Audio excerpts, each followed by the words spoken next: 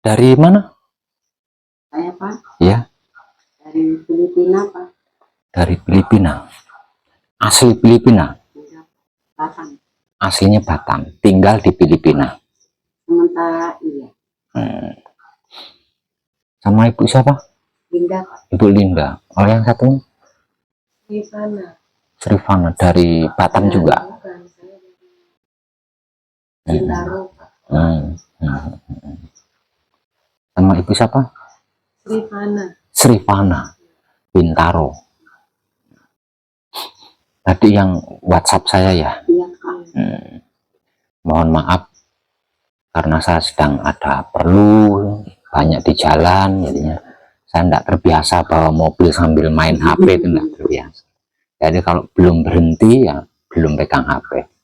Berhenti aja ada kalanya enggak nengok HP. Kecuali nanti kalau kepentingannya udah selesai gitu, Pak. Nah, terus jauh-jauh dari Filipina sama Bintaro bagaimana?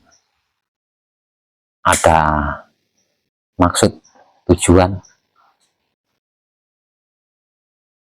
Ya, Manunggal Jati Pak. Manunggal Jati. Maksudnya Manunggal Jati? Ngasmo Pak.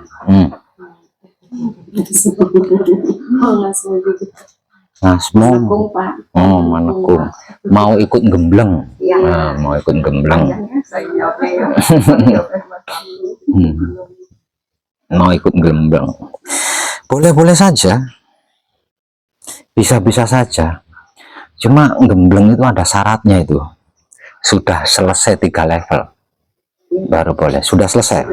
No, bagus. Udah Pak.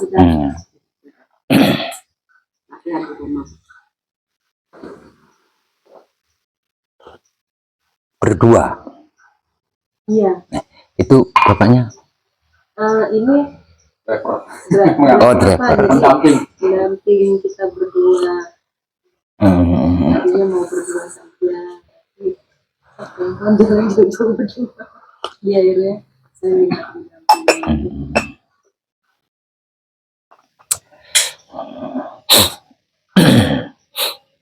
Tahu saya dari YouTube.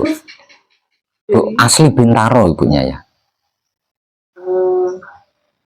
Kelahiran Jakarta Pak. Kelahiran Jakarta. Bapak ibu dari Kebumen. Oke. Kalau Mbak Linda ini saya Pak orang Batam kan ya? Ibu Melayu Pak. Ibu Melayu. Bapak itu darah Minang besar di Batam. Perempuan lagi. Kami orang Filipina Pak. Suami orang Filipina. Yang membuat saya penasaran, kok bisa tertarik dengan apa yang saya sampaikan? Iya, itu apanya itu? Karena itu yang saya cari Pak. Gaib begitu? Enggak. Enggak Pak. Saya Pak udah melalang buana. Udah melalang buana. Berarti suka berspiritual. Suka. Tujuannya berspiritual, maaf? Kaji diri Pak, biar kenal Tuhan. Biar kenal Tuhan. Emang penting? Mengenal Tuhan? Sangat penting Pak, biar pulangnya lurus. Biar nilai-nilai itu. Atau awet nggak matematis. Awet bilang. Tapi enggak gagal paham dengan apa yang saya sampaikan ya? Oke, kalau enggak gagal paham dengan apa yang saya sampaikan, berani dengan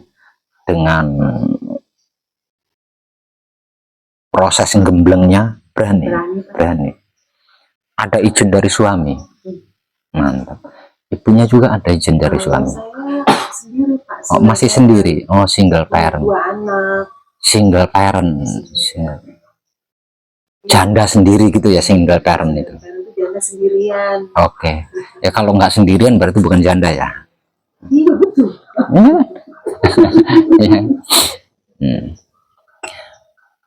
Boleh saya minta pengalamannya, Ibu Linda? Tentang apa Pak? Maaf. Sebelum tertarik dengan apa yang saya sampaikan, panjenengan kan pernah berspiritual lainnya. Bagaimana? Sebenarnya Pak, ini yang kajian Bapak ini melengkapi yang paling yang terakhir yang harus saya. Sebelumnya itu hanya ya harus memang saya dapat ini jalannya Pak, tapi ini puncaknya. Itu yang saya dapat. Tapi memang saya melalui itu.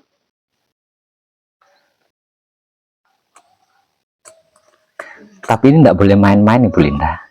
Tidak Pak. Tidak bisa main-main dan tidak boleh main-main. Bermain dengan apa yang sedang saya kaji, berarti bermain-main dengan dirinya sendiri. Ya, satu itu. Yang kedua, tidak akan mendapatkan apa-apa. Ya, benar. Benar Pak. Kosong banget. Ya, tidak akan mendapatkan apa-apa kalau bermain-main. Kalau hanya karena penasaran, ya, ingin tahu sedalam apa sih kajiannya Pak Bob itu, setinggi apa sih kajiannya Pak Bob itu, penasaran, tidak akan dapat apa-apa. Oke. Ada pengalaman selama mempelajari 3 level di rumah, ada pengalaman? Iya Pak, banyak. Salah satunya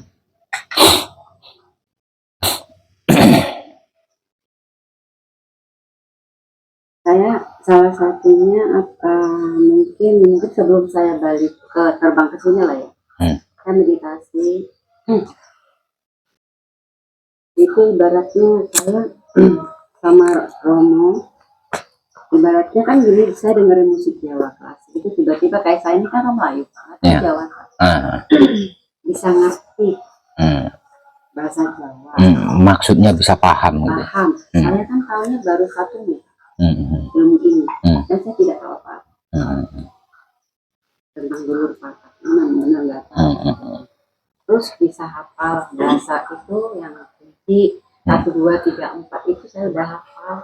Sudah dipraktekkan? Iya, saya praktekkan. Terus saya bisa begini teman Pak, itu waktu di Singapura saya pernah katakan kan izin kan saya pernah kan, saya izin Pak mau melakukan itu, saya udah mulai. Waktu saya itu yang di Singapura saya lakukan, saya minta maaf sama dia. Terus setelah di Batam itu pelaksanaannya Pak, jadi banyak ketemu dengan teman-teman yang orang tuanya juga harusnya tahu dulu Papa, jadi nggak tahu. Nah, mereka bisa katakan ayo balik, sadari kembali. Kayak gitu yang saya rasa. Itu sih saya ngomong gitu aja. Kalau ibunya bagaimana ibunya? Kalau saya ini memang sedari kecil ayah saya itu. Coba pindah sini Mbak, pindah sini Bu. Kelihatan cantiknya. Enggak, soalnya ngomongin kapitayan ini. Iya, kapitayan Pak. Nah, sini dekat aja. Iya, jadi sejak kecil itu memang ayah saya itu kapitayan Pak. Jadi memang sering diwedar oleh ayah saya itu tentang sedulur papat kalimat pacar. Hanya saja saya kan masih kecil, jadi belum memahami secara harfiah apa sih. Hanya saja itu menancap di pikiran saya, karena dari kecil itu pergaulan saya itu dengan teman-teman yang agama dari seberang sana itu, ya saya memang menjalaninya dengan baik. Tapi ayah saya tidak mengarang, hanya berpesan jalani apa yang kamu yakini dengan baik. Sampai pada satu titik saya tetap tidak menemukan apa yang dinamakan Tuhan. Saya bingung Pak, kalau saya berdoa kapan ya dikabulkan. Akhirnya saya mencari Tuhan itu sebenarnya ada di mana. Gitu. Ketika pada satu titik saya memiliki masalah dalam seluruh ruang hidup saya, semuanya bermasalah, saya akhirnya ingat dengan ayah saya, sebelum papat. Saya mulai mencari itu Pak, karena saya belum ketemu Pak Web, biasanya ketemu dengan guru-guru yang lain. Namun itu masih versi yang lama kuno, sehingga terlalu banyak uburampe ini itu. Di tengah kesibukan saya yang dari pagi sampai malam harus kerja, itu kan sulit Pak, apalagi mendapatkannya itu kan juga sulit. Namun demikian saya tetap berupaya, karena saya benar-benar ingin mencari itu perjalanan saya. Iya. Sampai akhirnya begitu Lindani memberikan saya link tentang Bapak, kemudian saya mempelajari video Bapak, ternyata saya menemukan sesuatu yang luar biasa di mana ini belum pernah saya temukan sebelumnya. Di mana wedaran ini sangat wedaran ini di mana wedaran ini sangat komplit. Sampai saya gini, ini yang saya cari. Itu satu. Kedua, sangat modern sesuai dengan perkembangan zaman. Kalau pengalaman saya menjalani patrap, awalnya saya masih bingung, tapi saya tetap pelajari video Bapak sampai akhirnya saya punya keyakinan kayaknya saya harus coba. Akhirnya saya coba itu hafalin semua patrap-patrapnya, bacaan patrapnya, lalu saya coba di mijil yang awal patrap sama di mijil soan itu saya memang belum mendapat apa-apa karena saya belum paham. Namun ketika saya berada di proses patrap mijil sampurno, disitulah saya baru mulai seperti ada bisikan lah Pak, gitu, yang Bapak bilang selesainya harus palung panutup. Saya bingung, masa iya sih tangan bisa bergerak sendiri palung panutup. Nah kemudian seperti bisikan ikuti. Akhirnya saya ikuti semua prosesnya sampai badan nggak tahu Pak bergerak ke sana kemari, dah saya ikuti semua sampai akhirnya yang luar biasa itu ketika saya patrap samadhi yang keempat, dimana saya lupa bacaan singkir hanya satu kata, kata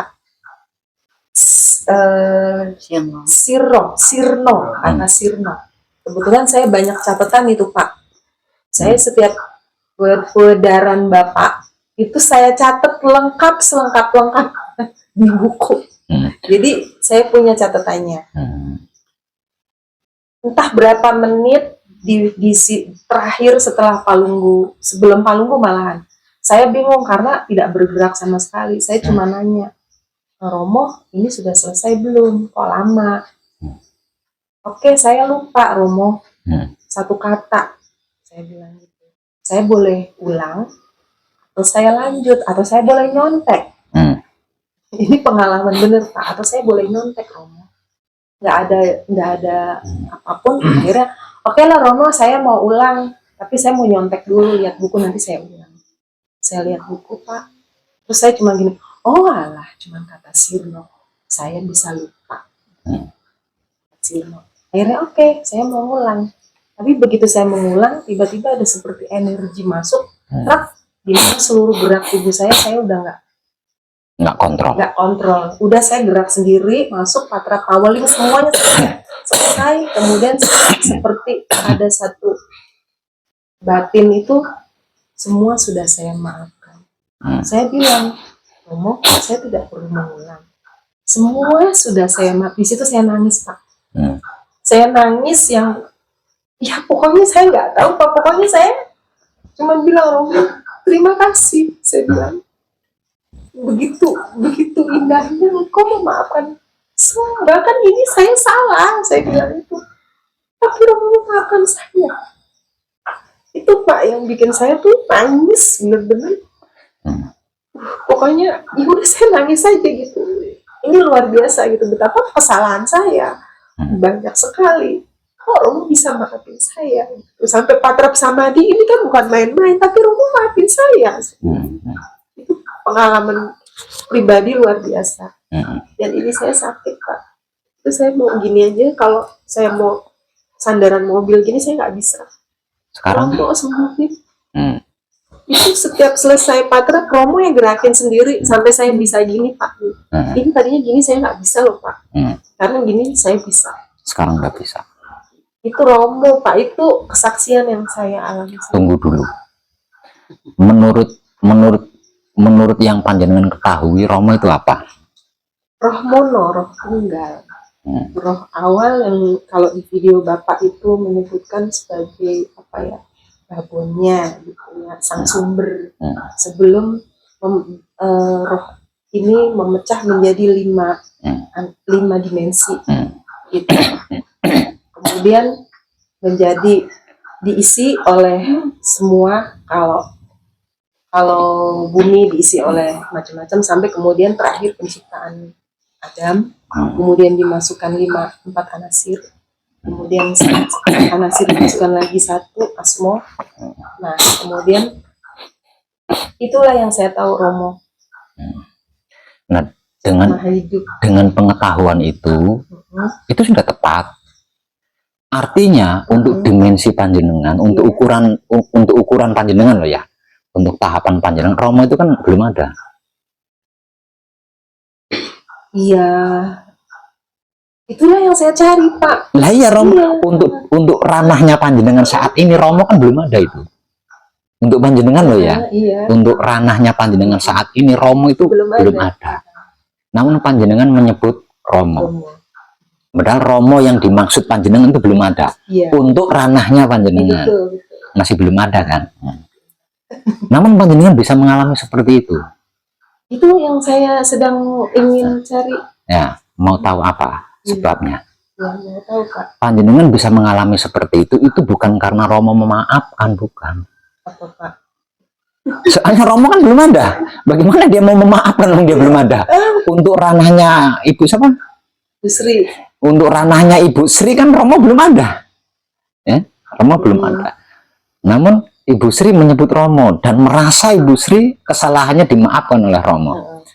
Nah.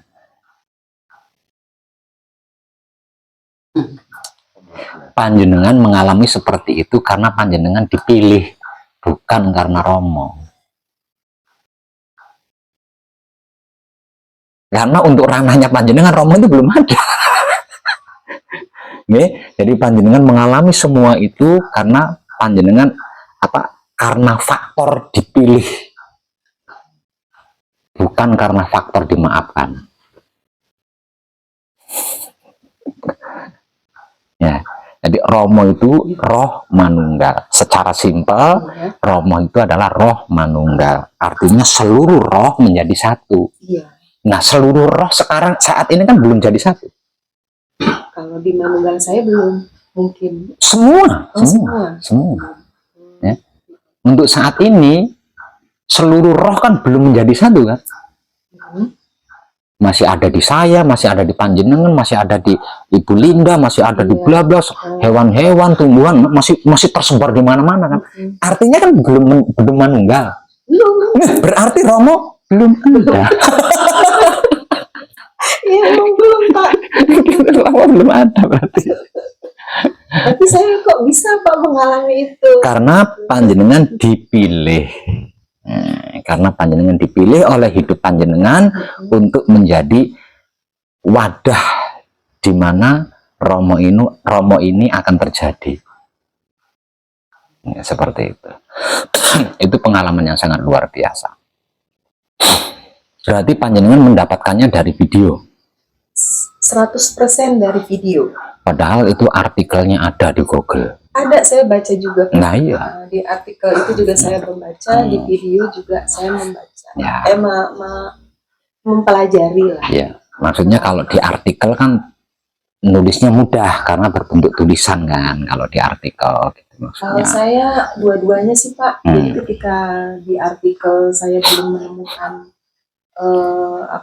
literasi yang lebih lengkap, saya kemudian menonton videonya untuk melengkapi literasi yang ada gitu. Bagus.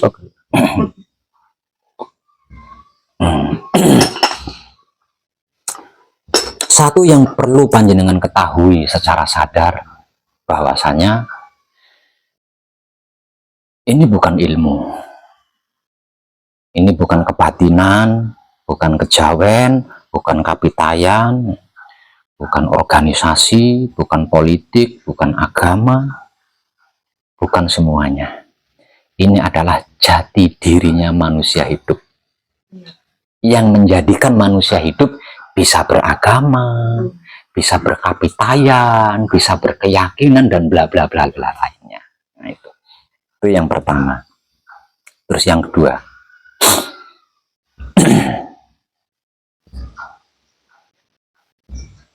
di sini tidak bisa kompromi. Nggak bisa. Ketika panjenengan mengkaji yang lainnya, ketika panjenengan mempelajari yang lainnya, masih bisa kompromi. Kalau di sini enggak. Karena apa? Karena ini yang terakhir.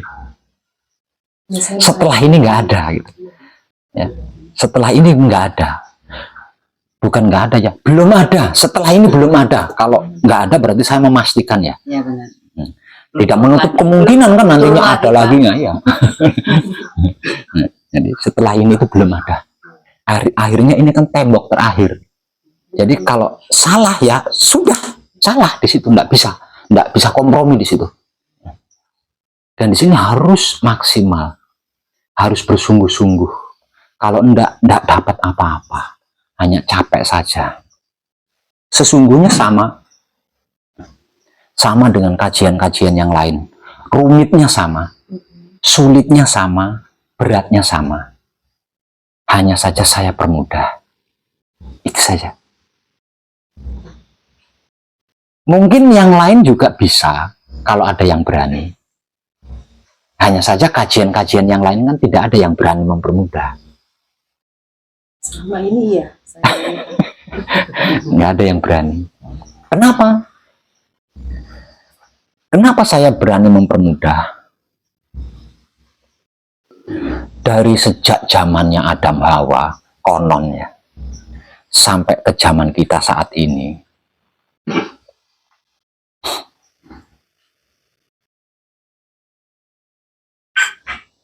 wanita itu selalu di nomor sekian kan,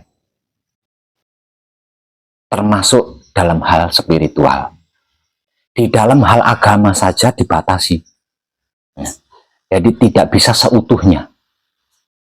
Selama ini kan seperti itu, terutama tentang spiritual.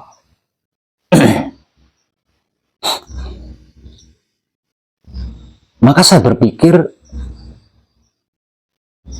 yang dimaksud Tuhan itu kan tidak berlaku hanya untuk kaum laki-laki saja. Kaum perempuan pun punya hak, bukan cuma kaum laki-laki.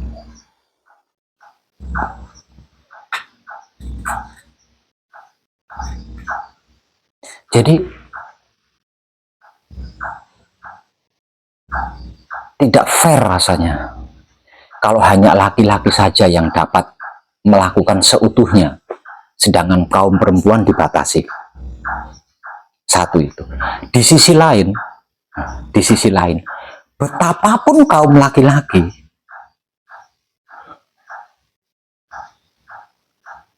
saya rasa tiangnya itu kaum perempuan. Iya, benar. Tiangnya itu kaum perempuan dalam hal apapun ini. Artinya tidak ada satupun laki-laki yang mampu tanpa tiang. Jadi kalau kaum perempuan ini dibatasi kan tidak fair, tidak fair. Dan saya rasa itu bukan Tuhan, bukan Tuhan. Kalau memang Tuhan, kenapa membatasi? Kenapa membedakan antara laki-laki dan perempuan? Lah dari sini saya memberanikan diri untuk mempermudah kajian ini. Yang tadinya hanya dapat dilakukan oleh kaum laki-laki, dan saya berani menyatakannya, kalau memang ada dosanya saya siap menanggung dosanya, bahwasanya perempuan pun sama, bisa punya hak yang sama. Bahkan menurut sepengetahuan saya, justru muaranya itu ada di kaum perempuan. Muaranya itu ada di situ. Kalau setiap kaum perempuan memiliki wahyu pancalaku atau iman yang kuat, tidak ada laki-laki yang hancur. Kira-kira iya enggak? Iya. Berarti kan awalnya kan dari perempuan ini tadi kan? Iya. Tuh. Jadi bisa saya nyatakan 99% kehancuran kaum laki-laki mulai dari zaman Nabi ya, mulai dari zaman Nabi sampai di zaman kerajaan, sampai di zaman presiden. Kalau dia memiliki kekuatan, pasti di belakangnya ada perempuan yang kuat. Kalau enggak, pasti hancur, pasti runtuh kekuatannya. Terlebih lagi di era milenium.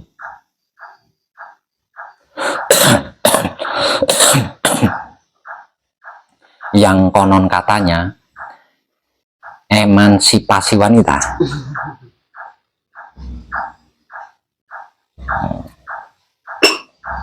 Jadi saya lebih ternyuh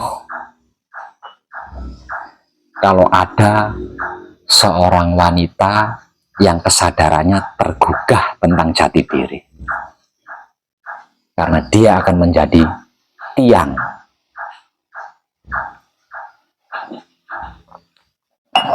spiritual. Ini ceritanya ya, bukan tiang rumah tangga ya, tiang spiritual.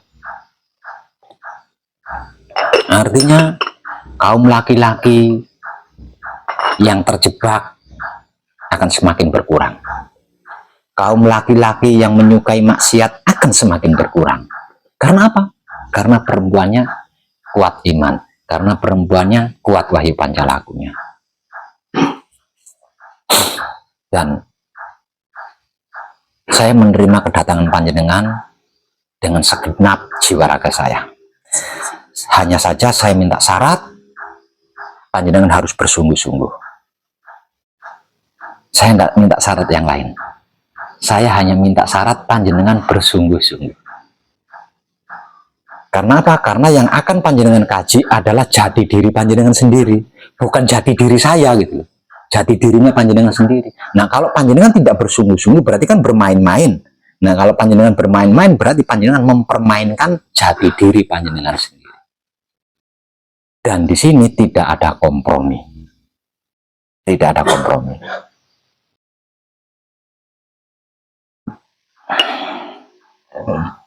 Di dalam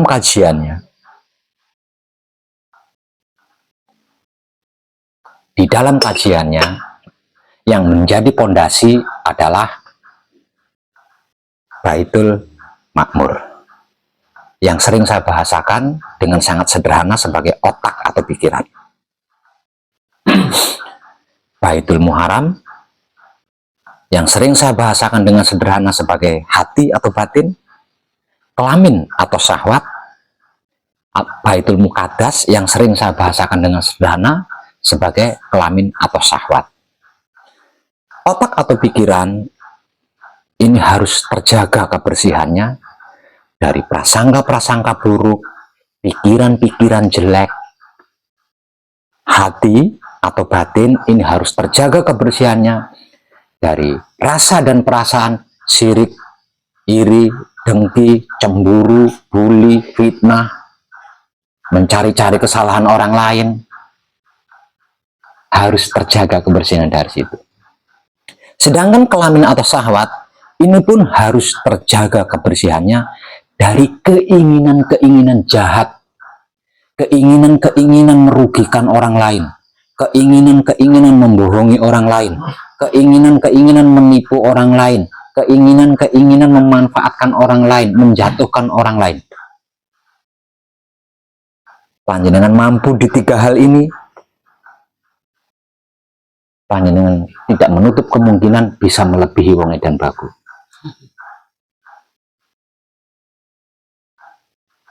Pondasinya itu ya.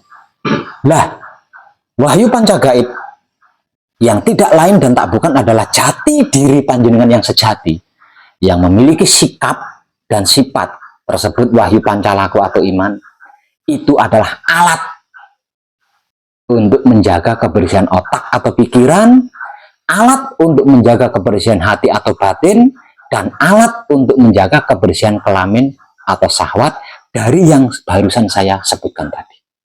Bukan untuk bertuhan loh ya. Bukan untuk bertuhan. bukan untuk berilmu, bukan untuk berkapitayan, bukan untuk berkepercayaan, bukan untuk beradat tradisi, bukan untuk berorganisasi, berkebatin, bukan untuk semuanya, melainkan untuk menjaga kebersihan otak atau pikiran, kebersihan hati atau batin, kebersihan kelamin atau syahwat. Hanya untuk itu. Ingat, tidak ada ubi rambe, tidak melanggar hukum agama maupun negara atau hukum adat tradisi, tidak ada pajaknya. Loh, kok cuma begitu Pak Beb? Ya, hanya itu. Bukan untuk yang lain loh ya, jangan salah paham. Bukan untuk yang lain. Kalau 3 singgasana ini terjaga kebersihannya, maka yang dimaksud Tuhan akan bertahta di dalamnya. Dan ketika Tuhan bertahta di dalamnya, mau apa panjenengan?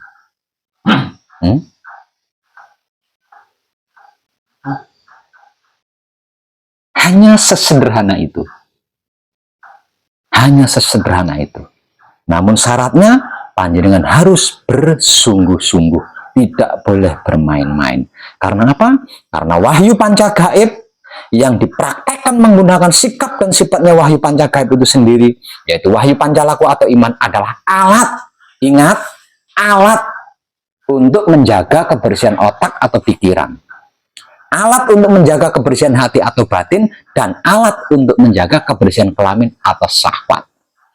Ketika otak atau pikiran yang secara spiritual disebut Baitul Makmur, hati atau batin yang secara spiritual disebut Baitul Muharram, kelamin atau syahwat yang secara spiritual disebut Baitul Muqaddas atau Baitul Maqdis, terjaga kebersihannya, maka yang dimaksud Tuhan akan bertahta di dalamnya.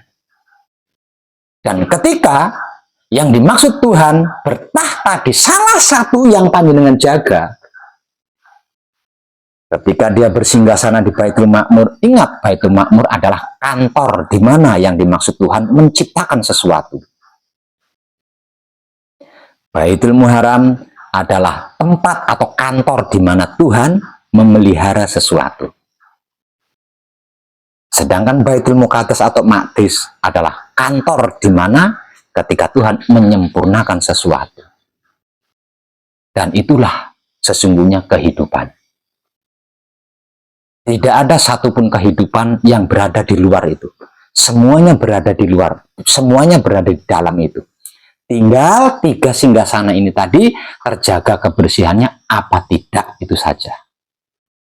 Kalau tidak, ya enggak tahu, enggak paham, enggak ngerti. Nah, kalau terjaga pasti tahu, pasti paham, pasti ngerti. Nah, kalau tahu, paham, ngerti, pasti bisa membawa diri. Pasti bisa menyesuaikan diri, pasti bisa menempatkan diri, pasti bisa menjaga diri. Nah, kalau bisa menempatkan diri, bisa menyesuaikan diri, bisa menjaga diri, kira-kira masalah apa yang bisa menyentuh? Kira-kira kesulitan apa yang bisa mendekat? Itu. Sesungguhnya hanya sesimpel itu. Sesungguhnya. Enggak muluk-muluk, enggak. Tidak muluk-muluk. Apapun kesimpulannya, apapun tujuan panjenengan. Apapun tujuan panjenengan. Jaga kebersihan otak atau pikiran, jaga kebersihan hati atau batin, jaga kebersihan kelamin atau syahwat, selesai. Hanya itu saja.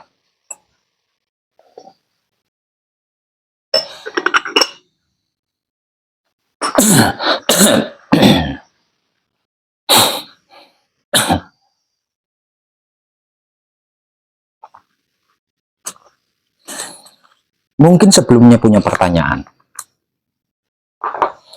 Saya beri waktu untuk bertanya.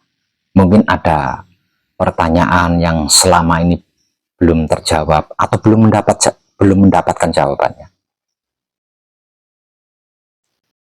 Jadi makanya Bapak tanya, Bapak nggak marah Pasal 9 begitu.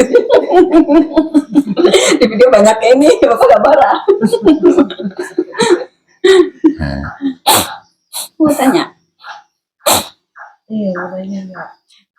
Kamu dulu, aku ada sih mau tanya. Saya dulu ya Pak ya. Ya, Saya pengen ini Pak, penjelasan 7 keturunan ke atas, ke bawah, ke depan, ke belakang itu.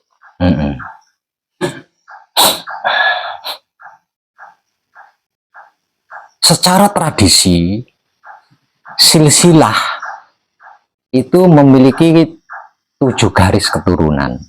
Nah, 7 garis keturunan. Satu misal saya ya. Saya terus anak saya.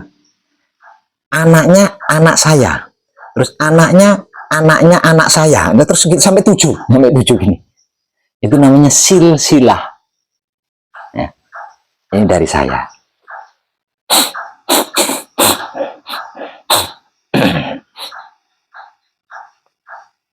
Ini yang dimaksud ke bawah. Yang dimaksud ke bawah.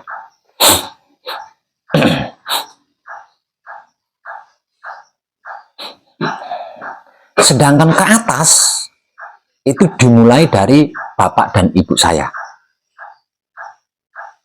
Itu dimulai dari bapak dan ibu saya.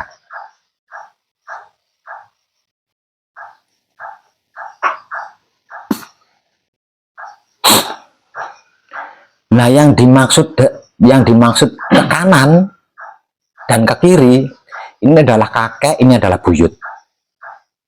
Dan semuanya 7 keturunan, 7 silsilah. 7 silsilah.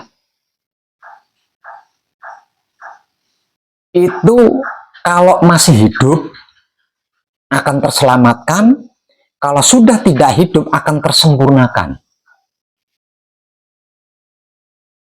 Kalau panjenengan berhasil menjadi wadahnya Romo.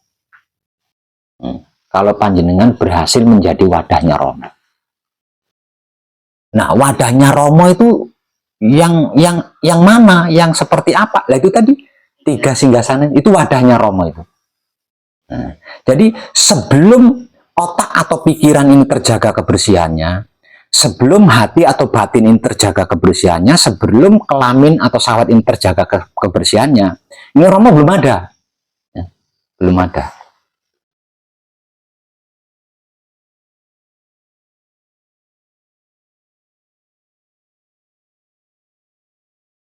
Nah, agar Romo ini menjadi ada, maka harus menyediakan tempatnya atau wadahnya atau kantornya. Itu yang dimaksud 7 keturunan ke kanan, ke kiri, ke depan, ke belakang, ke atas, dan ke bawah. Itu seperti itu.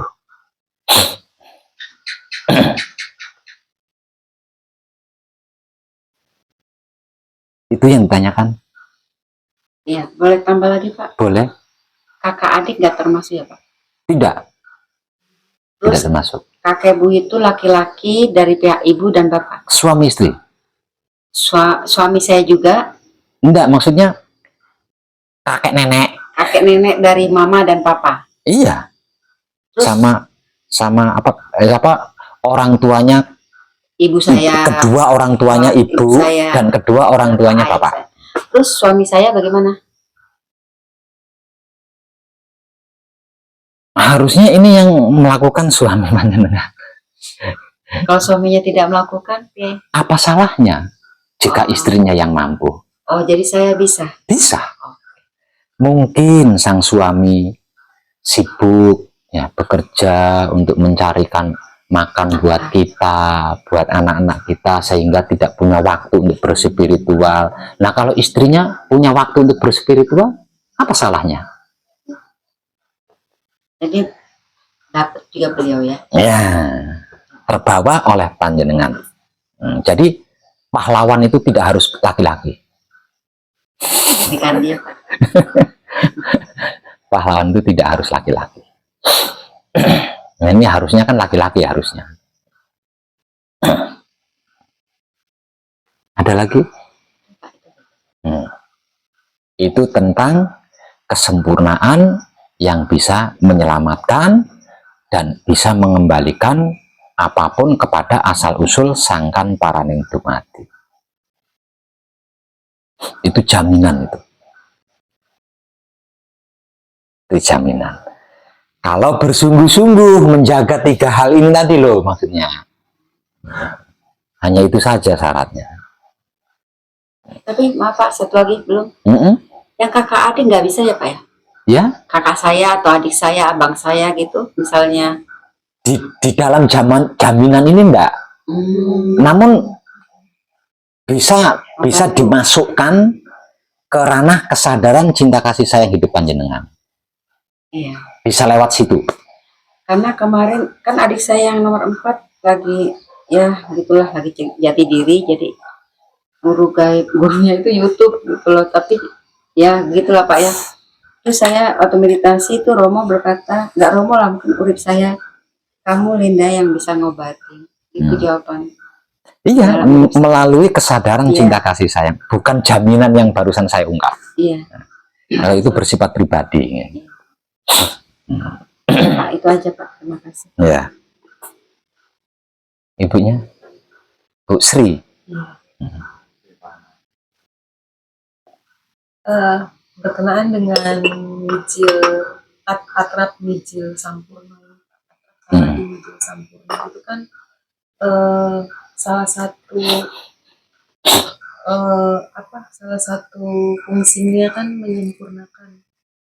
Dalam artian kalau saya sudah menjalani manekung ini, artinya seluruh keturunan saya di atas ke bawah itu sudah otomatis tersempurnakan tanpa saya harus diniati gitu ya. Diniati misalnya mbak saya A, mbak saya B, buyut saya A gitu ya. Tidak perlu ya. Tidak perlu. Jadi garis besarnya Patrap Samadhi Mijil Sowan adalah alat untuk menjaga kebersihan otak atau pikiran, menjaga kebersihan hati atau batin, menjaga kebersihan kelamin atau syahwat. Nah, kalau Patrap Samadhi Mijil Sampurno itu adalah alat untuk membersihkan otak atau pikiran, membersihkan hati atau batin, membersihkan kelamin atau syahwat. Nah, kalau Patrap Samadhi Mijil Toto Lenggah itu adalah alat untuk membuka titik hotspot cakra otak, titik hotspot cakra jantung, titik hotspot cakra kelamin. Itu garis besar. Namun tidak cuma di situ aja, ada kalau harus berbicara fungsi, ada banyak fungsinya, ada banyak. Namun itu yang garis besarnya itu, garis besarnya sebagai alat dia. Jadi tidak ada satupun makhluk yang bisa menjaga, yang bisa membersihkan, yang bisa membuka otak atau pikiran itu tidak ada. Selain mereka berlima sendiri. Selain isinya raga ini. Itu secara garis besar seperti itu.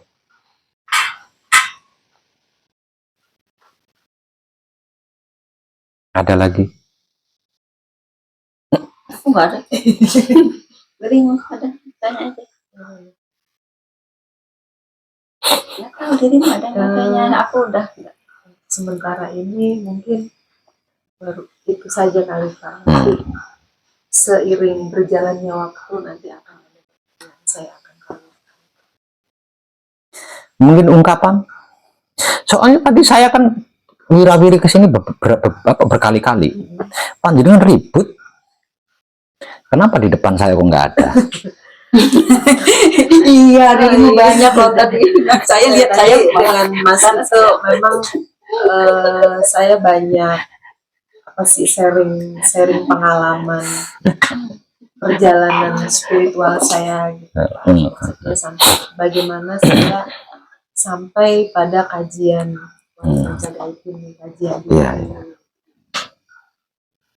salah satunya memang saya itu sudah ya entah kenapa gitu Kak, sedari kecil bahkan mungkin sampai sekarang kepala saya ini Ketika saya diminta untuk melakukan A, B, C, meskipun saya juga orang yang manut untuk melakukan itu, tapi saya juga bertanya, meminta jawaban yang real, yang memang mampu untuk untuk kita pahami gitu loh, Pak, apa benar seperti itu gitu. Jadi seperti itu. Kemudian memang saya ini sudah merasakan bosen gitu loh, kayak lelah gitu loh hidup. Meskipun secara perjalanan hidup saya dari sisi materi ketika saya bekerja, kalau sekarang ini sudah pensiun, Pak, hidup saya sudah ditanggung anak saya, artinya tidak bekerja lagi sama sekali. Namun sebelumnya pun saya sudah merasakan hidup ini melelahkan. Saya nggak tahu kenapa, saya tidak tahu mengapa. Itu saya rasakan ketika saya pulang dari kerja gitu, saya melihat begitu banyak manusia berkerumun. Yang ada di kepala saya itu heran, ini manusia atau bukan gitu. Ini mereka mau ngapain sih, apa yang mereka kejar? Sebenarnya yang melelahkan itu bukan hidup panjenengan. Yang melelahkan itu kehidupan panjenengan. Mungkin iya, kehidupan. Saya merasa itu, Pak, gitu. Jadi merasa aneh gitu dengan iya, emang hidup harus gini aja ya gitu. Kok gampang sekali ya kalau begini aja ya. Kemudian ketika melihat orang itu berbuat jahat, yang aneh-aneh, keluar dari apa itu yang disebut agama, gitu ya. Kok ya begitu ya? Kok ada ya manusia begitu? Kan harusnya manusia baik. Kalau saya gitu aja, Pak, kan harusnya manusia itu baik gitu. Kok ada ya manusia yang begitu? Bukan baik, kan harusnya manusia itu bisa berpikir. Iya kan, harusnya jadi manusia itu bisa berpikir, mikir kan, itu bener nggak? Bisa sih ya ada manusia begitu gitu. Itu menjadi banyak pertanyaan, termasuk juga pertanyaan-pertanyaan di kepala saya itu, kenapa sih Tuhan harus nyiptain surga dan neraka? Kan katanya Tuhan maha baik, maha pengampun. Kenapa harus ada surga dan neraka? Kenapa nggak diampunin aja kalau pakai surga dan neraka? Masukin aja semua ke surga. Kenapa harus pakai bikin neraka? Itu jadi pertanyaan saya, Pak. Yang apa sih batin saya gitu.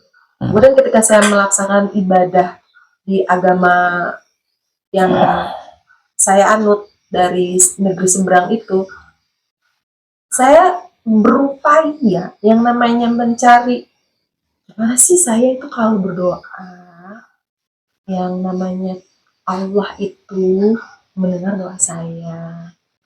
Itu saya cari, Pak. Kok saya berdoa 1.000 kali, 1.000 kali, kayaknya nggak denger. Nggak denger sih. Caranya supaya saya nih nggak pakai toa sih. Tuhan tuh denger, caranya gimana sih? Itu perjalanan itu gitu. Dan memang ada satu permasalahan, anak saya kan sudah di sisi saya sekarang ini sudah tidak bekerja.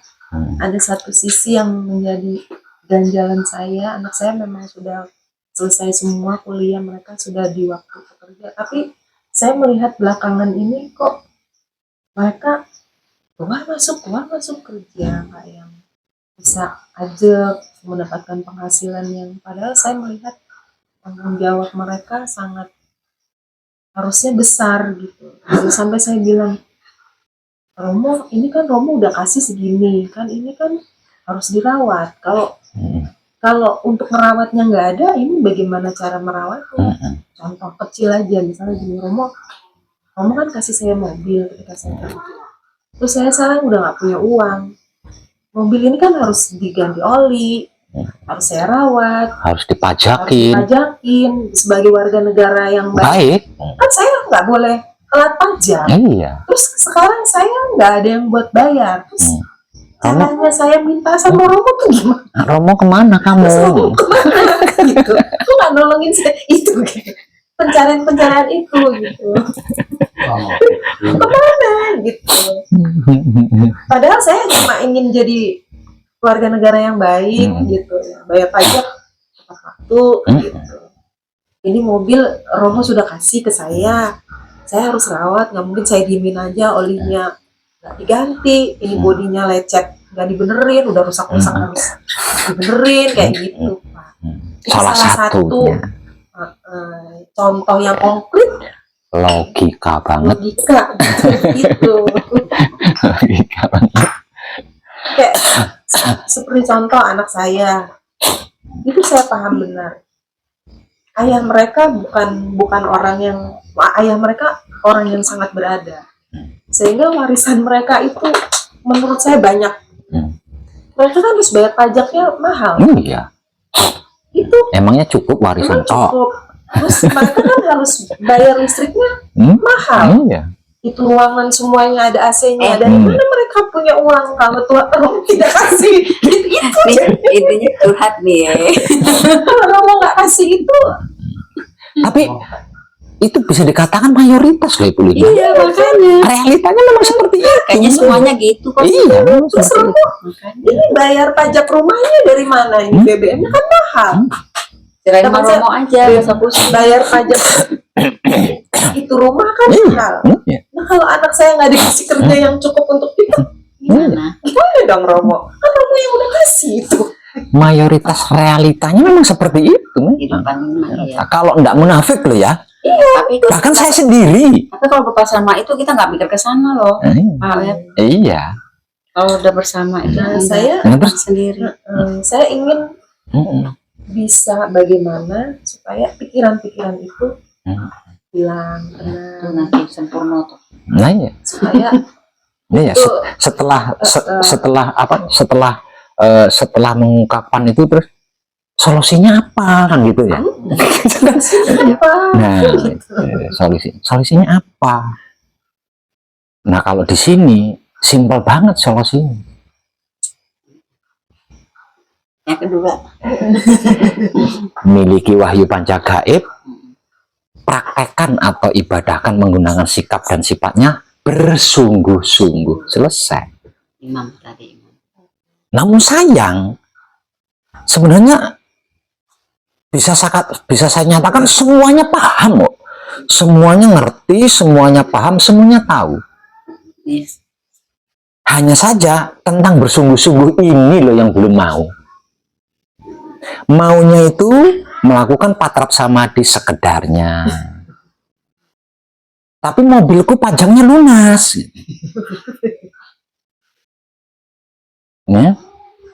Ya, menjaga kebersihan otak semampu saya, semampu gue.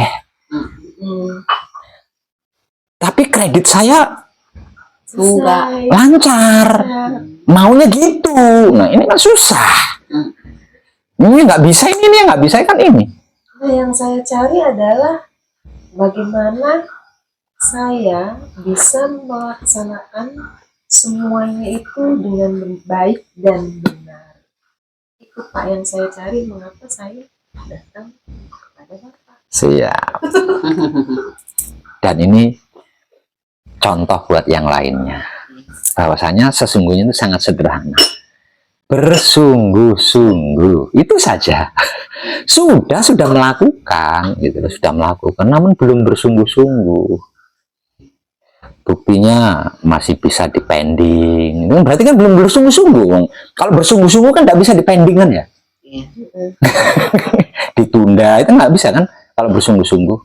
Kalau masih bisa mending, masih bisa menunda, berarti belum Ya, bersungguh-sungguh. serius ya Pak ya.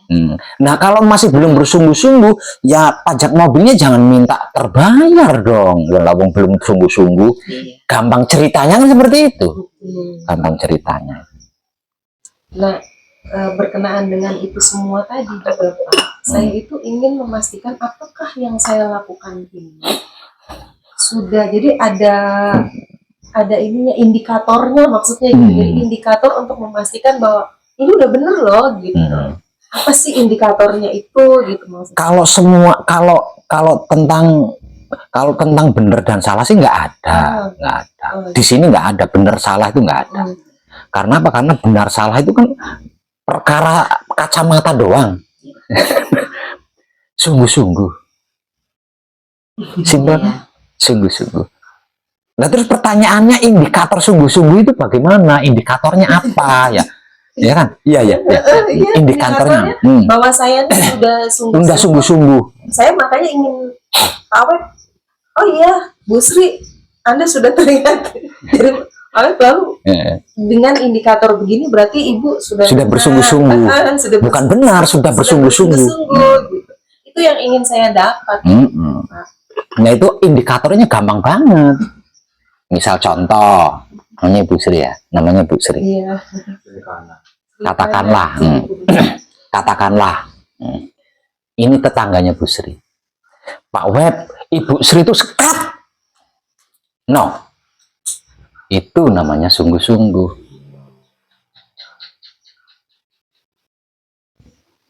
Maka enggak? Panjenengan kan Ibu Sri. Nah, katakanlah korek ini tetangganya Ibu Sri. Datang sama saya. Sesampainya di saya, dia nyeritain Ibu Sri. Pak Web, Ibu Sri itu stop. No. Itu namanya bersungguh-sungguh. Udah maksud belum? Belum, Pak. Ini kan tetangganya Ibu Sri. Datang menemui saya, menceritakan Ibu Sri kepada saya. Saya stop. Oh, Bapak nyetop. Saya enggak mau. Oh, gitu. Iya, I know. Sama korek yang sedang menceritakan Ibu Sri, saya enggak mau. No, stop, cut. Itu namanya bersungguh-sungguh. Lurus.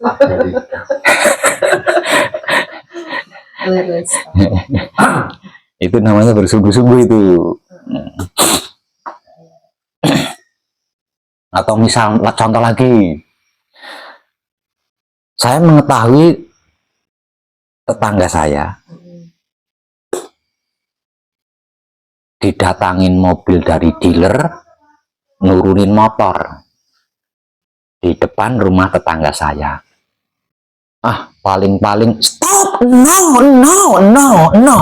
Gitu. Nah, itu namanya bersungguh-sungguh. Tapi kalau ngalah paling itu kredit, cicilan, nanti juga bulanannya telat-telat. Itu namanya enggak bersungguh-sungguh itu.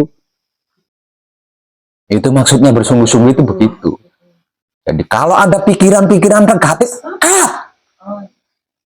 ada sirik iri dengki cemburu, keinginan jahat, jangan teruskan, potong, no, katakan tidak.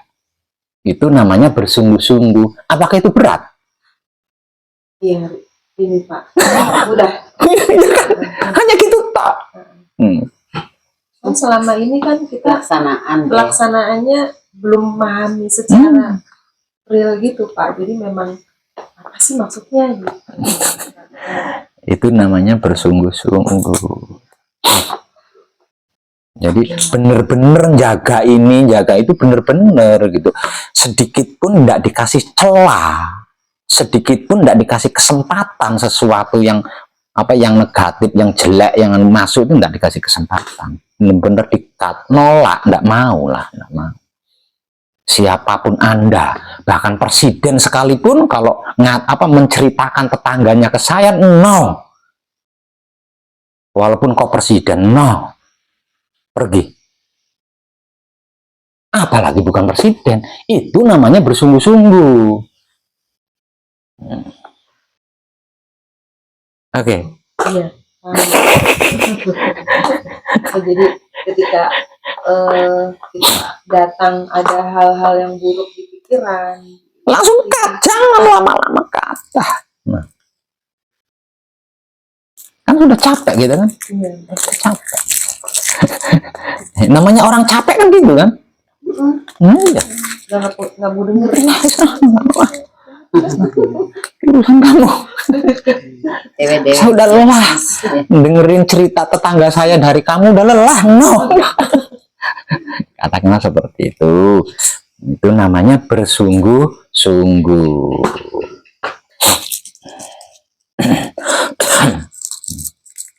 Boleh pertanyaan baru lagi, Pak? Boleh. Mudah. Silakan. Ada datang lagi gara-gara ini. Oke. Romo. Ceritain Romo. Maksud mijili Romo, Pak, apakah yang sama seperti yang saya alami ini? Kan saya kan belum di ini ya, belum kesini ini, karena belajar itu lewat YouTube aja kan Pak, terus saya praktekkan di rumah. Kemudian ketemu teman itu bisa tersentuh dengan saya menjabarkan dengan yang penjabaran Pak Web itu, dia jadi tercerahkan. Apakah itu udah mijili Romo? Bukan.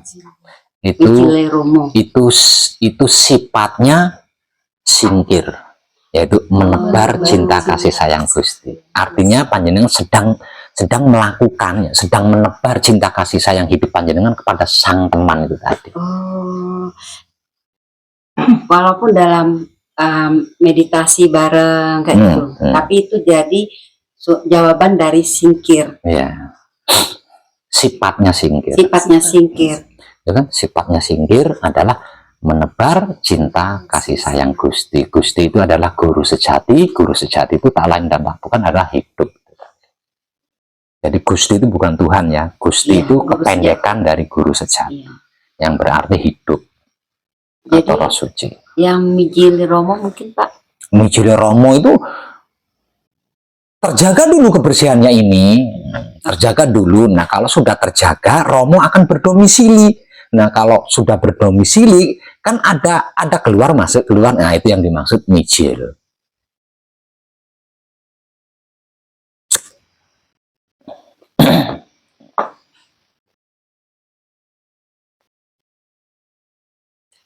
Jadi mijil itu keluar masuknya. Pak, boleh nanya? Saya agak masih belum paham betul dengan kata kalimat jeneng siro mijilo. Siapa yang disebut jeneng siro? Itu siapa sih Pak? Itu saya masih agak bingung. Itu tidak bisa dimaknai.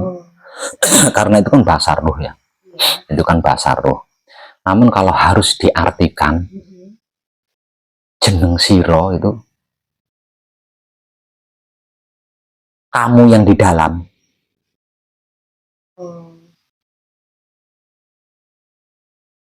Jeneng siro itu kamu yang di dalam. Di dalam itu raga. Raga. Jadi bukan sang hidup ya? Bukan. Raga mengatakan yang satu ruh, yang pancer atau yang 4 atau semuanya? Bergantung. Yang 5. Bergantung mana yang tersentuh.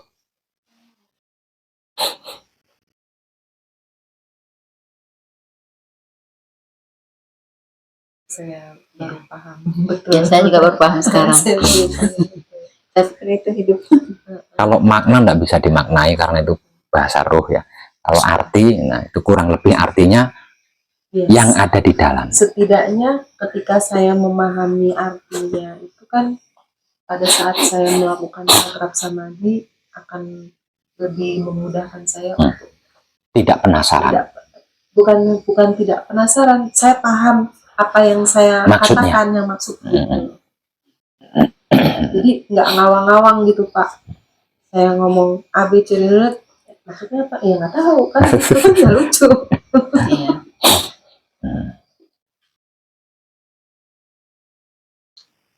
Ada lagi? Nah ini mata langsung lihat ini. Kan orang Melayu nih Pak, maklum Pak. Sampurnaning patilan urip. Apa tuh Pak? Kesempurnaan hidup dan mati. Mati itu mati.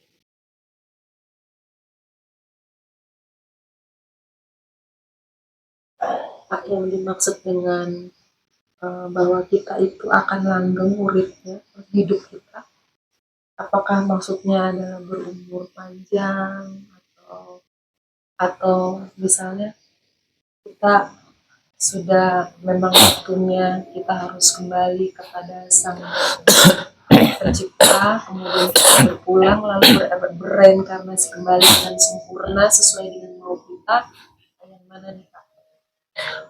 Langgeng itu lengket. tidak bisa terpisahkan, itu namanya langgeng, lengket. Oh, jadi bukan langgeng selama-lamanya ya? Bisa iya, bisa tidak. Oh, bisa ya, bisa. Bisa iya, bisa tidak. Yang pasti secara sederhana langgeng itu adalah lengket. Ruh dan raga maksudnya. Roh itu tadi. Iya. Dan raga.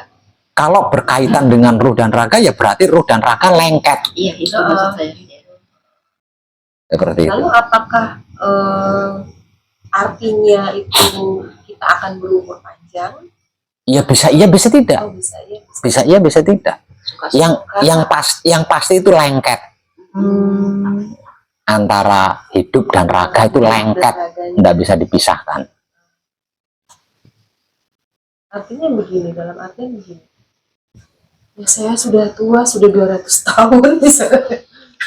Kok ya nggak dipanggil-panggil pulang, atau memang pulangnya itu ya suka-suka kita, mau umur berapa atau gimana? Berarti panjenengan tidak maksud ya? Ya agak-agak kurang paham di sini. Ya, sekarang apa kita ke satu sisi lain dulu. Yang panjenengan maksud mati itu apa? Berpisahnya antara. Nah, kalau panjenengan paham itu, kenapa tidak paham jawaban tadi? Iya, lengket itu. Berarti dia kan langgeng gitu ya. Maksudnya panjang umur kan? Jadinya. Memang hidup punya umur? Ya nggak ada umurnya. Ya saya nggak tahu. Yang penting lengket lah, nggak berpisah. Ya, suka-suka dia gitu. Masih berkesinambungan. Enggak terus. Enggak terus gitu maksudnya selama dalam Itu loh lengketnya itu tidak luput ya Pak ya. Lengket. Maksudnya tidak pernah luput gitu ya Pak ya. Lengket. Lengket. Lengket, nyatu. Lem ya. Iya. Nyatu. Nyatu itu lah. Dia terus. Ya terus. Ada lagi? Ya udah. Dalam salah satu video Bapak itu kan menjelaskan mengenai bagaimana kita mewujudkan keinginan. Ketika kita sudah meninggal, kita boleh membuat hidup kita itu ya semaunya kita. Ibaratnya seperti itu. Nah, kita bisa membaca bacaan-bacaan itu secara lisan ataupun secara batin yang menjadi firman. Kalau di dalam video Bapak menjelaskan ketika itu menjadi sabda, maka ibaratnya simsalabim. Jadi ketika hanya menjadi firman, maka kita harus ada action. Dalam artian begini Pak. Harus. Secara contoh konkret. Kita balik lagi ke masalah mobil tadi. Saya Gusti, saya mau bayar pajak mobil. Saya mau uang buat pajak mobil. Karena saya sebagai warga negara yang baik, saya harus bayar pajak mobil apa tuh. Kemudian saya sabdokan. Kemudian kalau yang di dalam batin, saya cuman ngebatin. Batin seperti itu kan. Actionnya apakah saya harus kerja?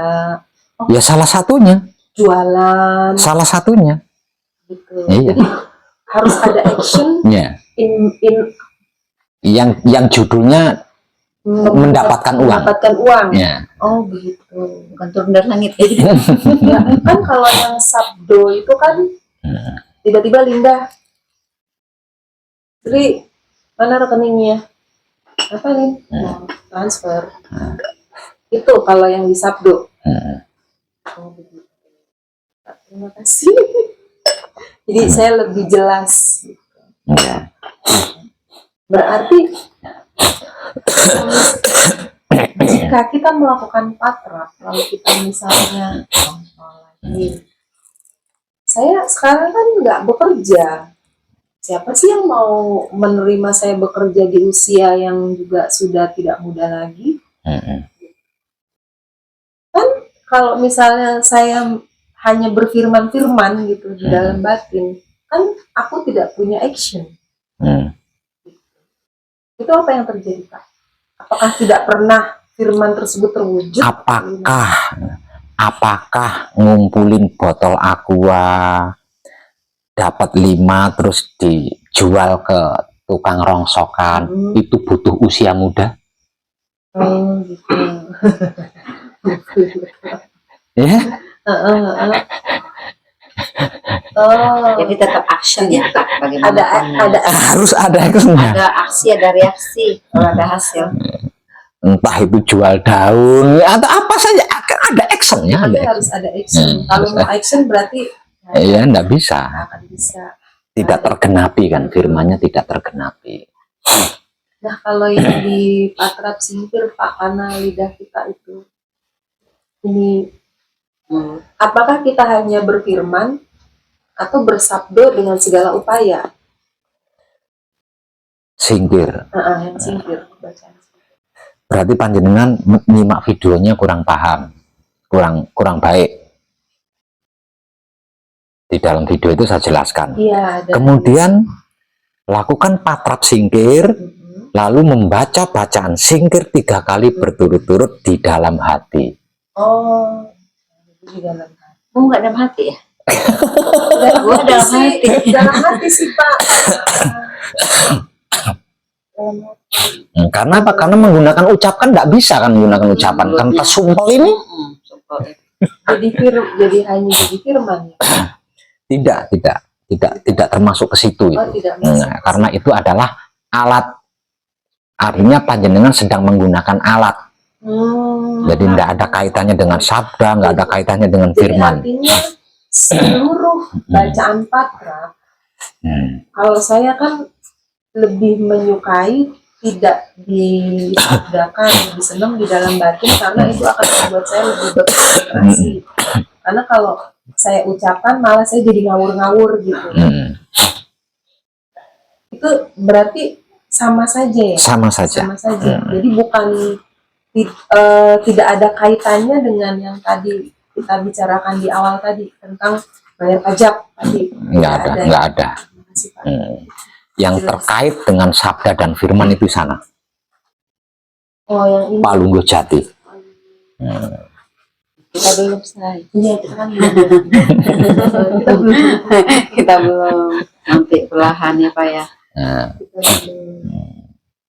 Namun kalau panjenengan teliti, ketika otak atau pikiran terjaga kebersihannya, hati atau batin terjaga kebersihannya, kelamin atau syahwat terjaga kebersihannya, maka Romo akan bersinggasana di dalamnya. Dan ketika Romo bersinggasana di dalamnya, apakah perlu firman, perlu sabda? Ya perlu. itu sudah tidak perlu berarti ya? Karena udah rasa. Bukan rasa kan? Udah Romo. Ya, berarti panjenengan belum paham, nah, belum nyampe panjenengan. Berarti panjenengan belum nyampe.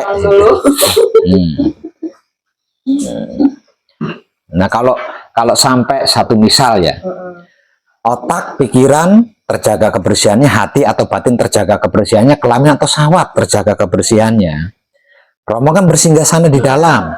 Kok sampai enggak tahu mobil itu waktunya pajak, berarti Romo itu buta. Ya, maksud saya memastikan itu. Maksud saya memastikan ini yang benar yang mana, yang ini atau yang ini. Oh, berarti kita udah ini. Itu hanya sebuah pelatihan saja, hanya sebuah pelatihan dan sebagai ilmu pencerahan.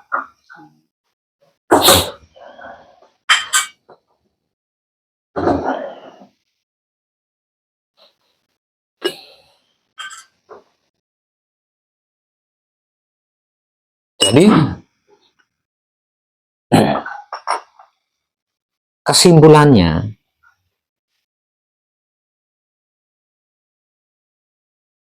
kalau dikatakan titik tujuan, maka titik yang harus kita tuju adalah ini yang terjaga itu tadi kan.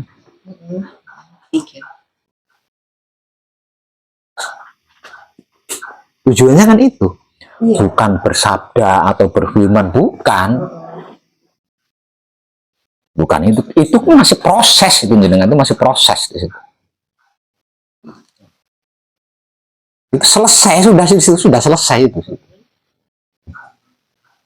Kalau 3 hal ini terjaga, Romo bersinggasana di dalamnya. Nah, kalau sampai kehabisan beras, berarti Romo buta, tidak punya mata. Nah, nggak tahu beras habis, berarti Romo itu goblok, tidak sakti. Ya nggak? Nah, itu kan sudah puncak sih, habis kan di situ. Nah, jadikan target itu, kalau harus ditarget itu itulah targetnya. Jadi jangan ke sabdanya, jangan ribet itu, capek itu capek. Yang penting bersungguh-sungguhlah menjaga kebersihan 3 singgasana Romo, dan apapun itu selesai. Tanpa merencanakan, tanpa berpikir, tanpa merancang, tanpa pusing deh. Tanpa pusing. Ya kan? Simpel ya. Ya simpel itu kok. Ya harus bersungguh-sungguh. Indikatornya bersungguh-sungguh seperti apa? Tadi sudah disebut ya. Iya. Ada tetangga datang, bilang stop. Pergi. No. Itu tenaga stop, pergi. No. Itu namanya bersungguh-sungguh. Kalau masih memberi peluang, masih menciptakan peluang, masih membuat celah, belum bersungguh-sungguh. Belum bersungguh-sungguh. Betapapun kuatnya spiritual kita, kalau telinga kita sampai mendengarkan fitnah sedetil, pasti salah satunya, walaupun hanya 1% bersarang pada diri kita. Jadi kalau yang namanya, kalau mau bersungguh-sungguh ya stop, jangan sampai masuk baru stop. Karena saya tahu dia tukang bully kan, baru stop, pergi. Aku udah capek. Itu namanya bersungguh-sungguh. Nah, kalau nggak berani nyetop, pergi. Menghindar. Itu namanya bersungguh-sungguh yang saya maksud itu seperti itu. Bersungguh-sungguh yang saya maksud itu seperti itu.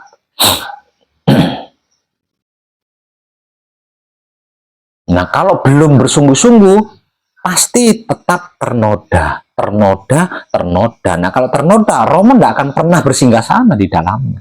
Nah, selama Romo belum bersinggasana di dalamnya, ya akal kita yang berpikir. Bukan Romo.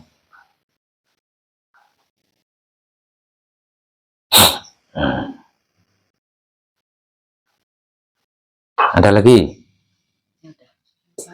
Udah. Beneran. Terima kasih. Terima kasih Pak. Banyak Oke. Kalau sudah nggak ada, saya mohon sekali lagi, seperti yang sering saya sampaikan di YouTube, saya tidak minta syarat apa-apa selain kesungguhan panjenengan. Dan kalau panjenengan bersungguh-sungguh mengkaji diri di pesanggerahan saya bersama saya, karena panjenengan perempuan, maka panjenengan akan saya ratukan. Namun kalau panjenengan tidak bersungguh-sungguh, mohon maaf, bukannya saya tidak punya cinta kasih sayang, panjenengan akan saya usir kalau tidak bersungguh-sungguh. Karena saya sudah capek berurusan dengan orang yang tidak bersungguh-sungguh. Oke? Oke. Deal? Deal. Salaman. Terima kasih Pak. Terima kasih. Sukses ya, Mas.